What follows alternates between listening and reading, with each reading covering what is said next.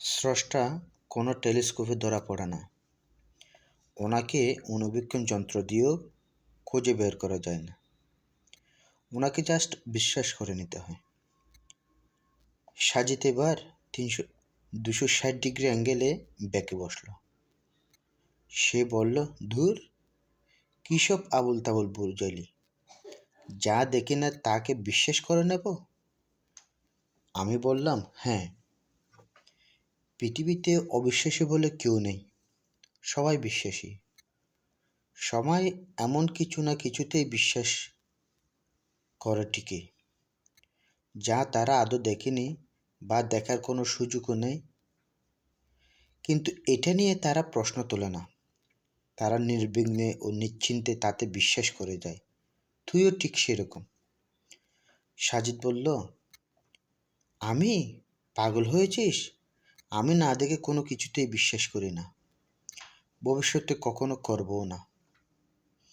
আমি বললাম, তুই এখনো না দেখে অনেক কিছুই বিশ্বাস করিস এবং এটা নিয়ে তোর মধ্যে কোনোদিন কোনো প্রশ্নও জাগেনি। আজকে এই আলোচনা না করলে হয়তো জাগতও না। সাজিদ বলল। সে আমার দিকে কৌতূহলে তাকিয়ে রইল। বললাম, জানতে চাস? সাজিদ বলল, হুম। আবার বলছি, কিছু মনে করিস না, যুক্তির খাতিরে বলছি। সাজিদ বলল, ঠিক আছে, বল।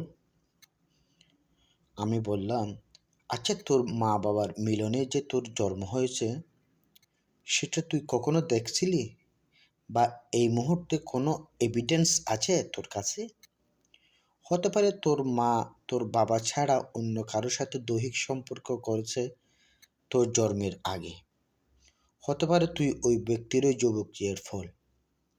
তুই এটা দেখিসনি, কিন্তু কোনোদিন কি তোর মাকে এটা নিয়ে প্রশ্ন করেছিলি? নিশ্চয় করিসনি।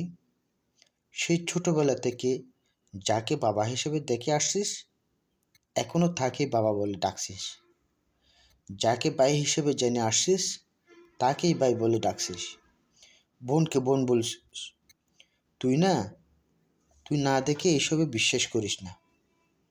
কোনোদিন জানতে চেয়েছিস, এখন যাকে বাবা ডাকছিস তুই আসলে তার ঔরসজাত কিনা? জানতে চাসনি। বিশ্বাস করে গেছিস, এখনো করছিস, ভবিষ্যতেও করবি। স্রষ্টার অস্তিত্বে বিশ্বাসটাও ঠিক এমন রে দোস্ত। এটাকে প্রশ্ন করা যায় না, সন্দেহ করা যায় না। এটাকে হৃদয়ের গভীরে ধারণ করতে হয়। এটার নামে বিশ্বাস। সাজিদ উঠে বাইরে চলে গেল। ভাবলাম সে আমার কথায় কষ্ট পেয়েছে হয়তো। পরের দিন বলে আমি যখন ফজরের নামাজের জন্য উজু করতে দেখলাম আমার পাশে সাজিদ এসে দাঁড়িয়েছে। আমি তার মুখের দিকে তাকালাম। সে আমার চাউনির প্রশ্নটা বুঝতে পেরেছে। সে বলল, নামাজ পড়তে উঠেছি। এখন বলবো নতুন আরেকটা বিষয়ে। তাকদির বনাম স্বাধীন ইচ্ছা। স্রষ্টা এখানে বিতর্কিত।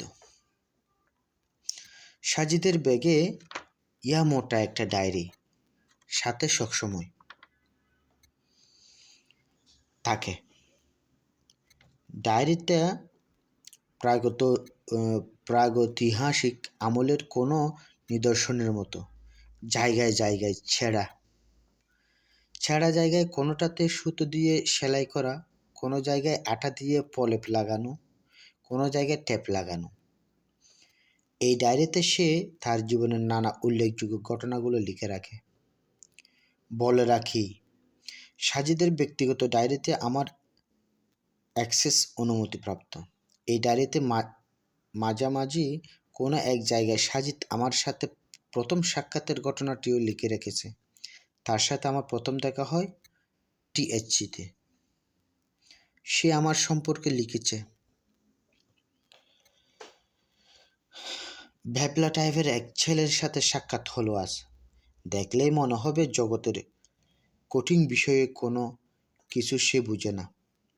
কথা বলার পরে বুঝলাম এই ছেলে অত্যন্ত বুদ্ধিমান, কিন্তু দেখতে হাবাগোবা। ছেলেটার নাম আরিফ। 5 মার্চ 2009। এই ডায়েরিতে নানান বিখ্যাত ব্যক্তিদের কথাও লেখা আছে।